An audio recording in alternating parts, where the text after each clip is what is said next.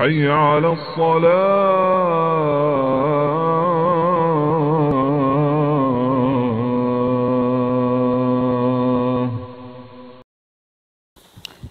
أعوذ بالله السميع العليم من الشيطان الرجيم. بسم الله الرحمن الرحيم. السلام عليكم ورحمة الله وبركاته. Alhamdulillah wa kafa wassalatu wassalamu ala rasulillahil mustafa wa ala alihi wa ashabihi ahli sidiki wal wafa ma ba'd. Alhamdulillah,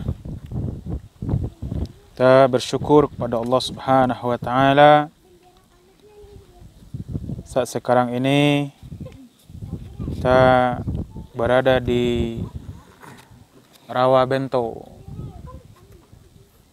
termasuk salah satu objek wisata terfavorit di Kabupaten Kerinci. Dan kita tadi melewati sungai, insya Allah begitu indah alam yang Allah ciptakan untuk kita, dan kita bersyukur karena alam itu masih bertasbih kepada Allah Tabaraka wa Ta'ala. Salawat dan salam kita doakan kepada Allah agar disampaikan kepada Nabi kita Muhammad sallallahu alaihi wasallam.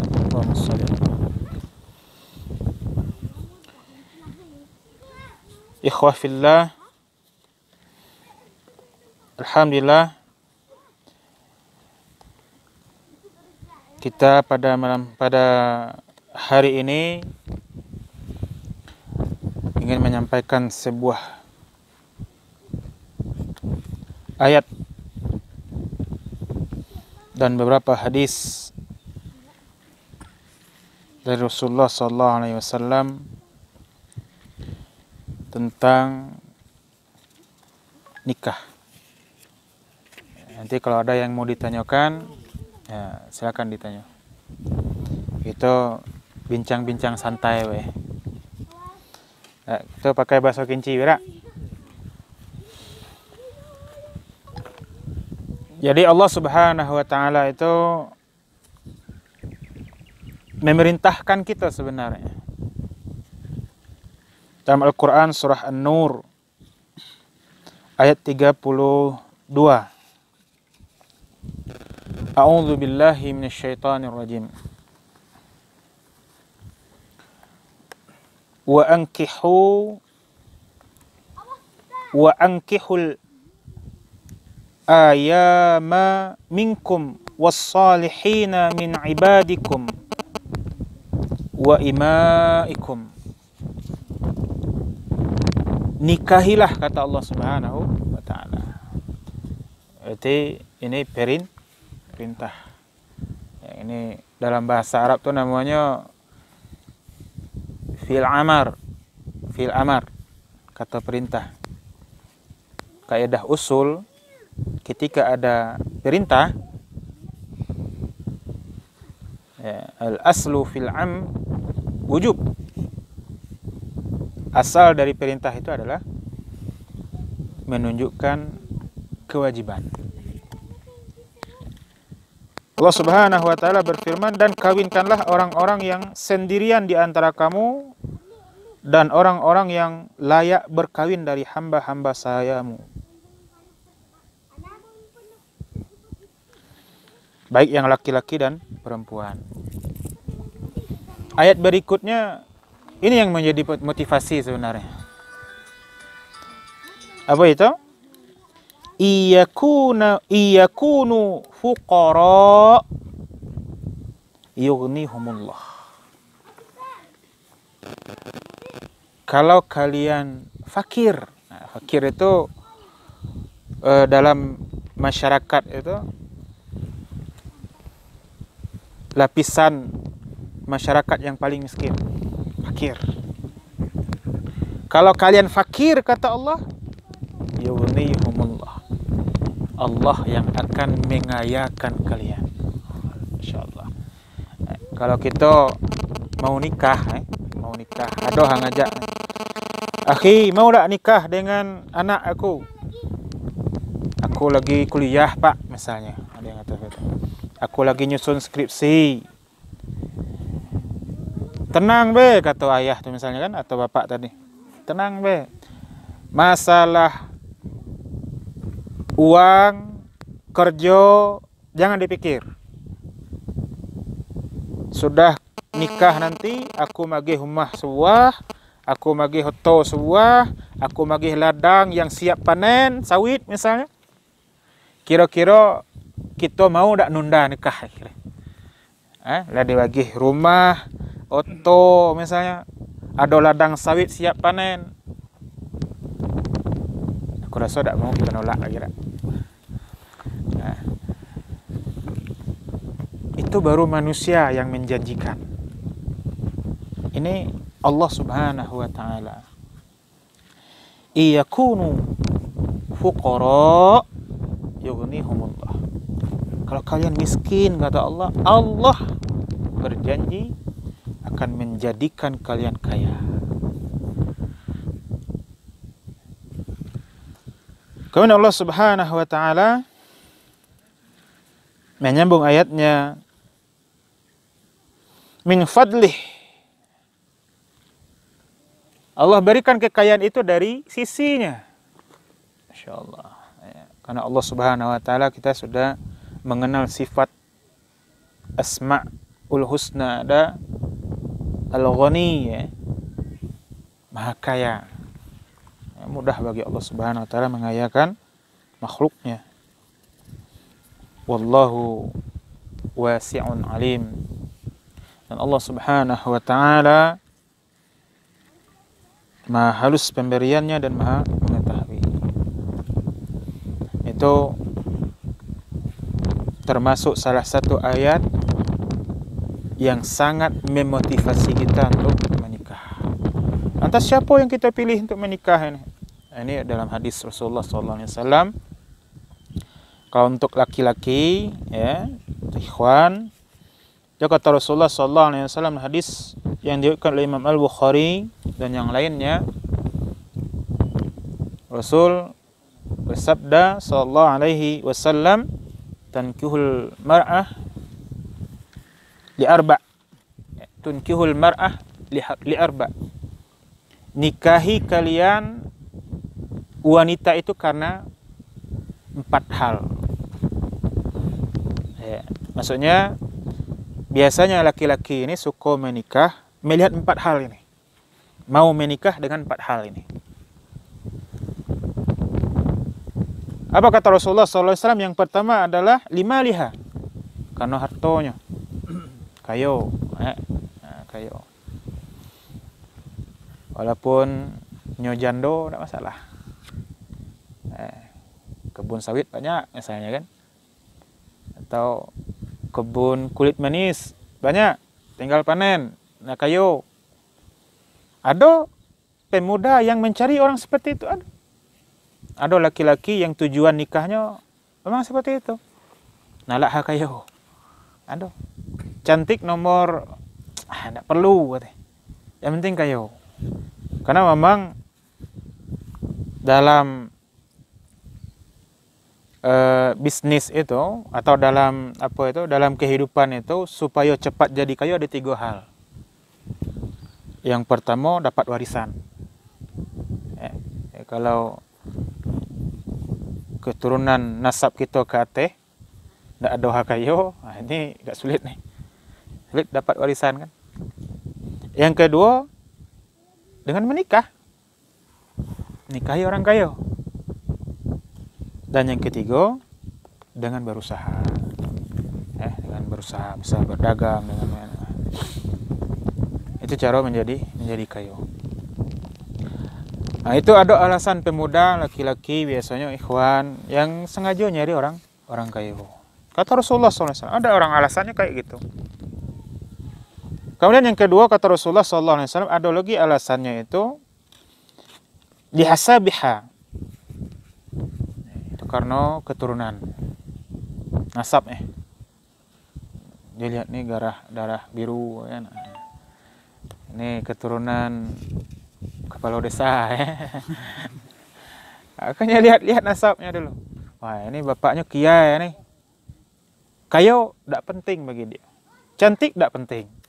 Dia lihat keturunannya dulu. Kalau di Jawa itu ada keturunan raja, kesultanan itu. Ada orang seperti itu. Kalau di zaman Rasulullah SAW itu keturunan raja-raja. Ada laki-laki yang lihatnya tertarik dia kepada perempuan itu karena nasabnya. Yang pertama tadi tertarik karena hartanya. Ada yang tertarik dengan nasabnya. Yang ketiga, kata Rasulullah SAW, di jamaliha, karena elok rupanya, cantik. Cantik. Dia kayo, tidak penting. Yang penting cantik. Tapi bapaknya penjudi, bapaknya ahli maksiat, tidak masalah. Yang penting cantik. Karena tertarik dengan wajah cantik. Ada. Dan ini yang lebih dominan, lebih banyak. Lebih banyak. Dan yang terakhir kata Rasulullah SAW itu adalah lidiniha. Lidiniha. Karena agamanya, karena kesolehannya, Masya Allah, hafal Al-Qurannya, belum pernah disentuh oleh laki-laki yang lain kecuali mahramnya. Dia menutup wajahnya, tidak pernah dipandang oleh laki-laki yang lain. Soleh dia, agamanya memang dijaga dia. Maka kata Rasulullah SAW, fazfar bizatid din taribat yadak.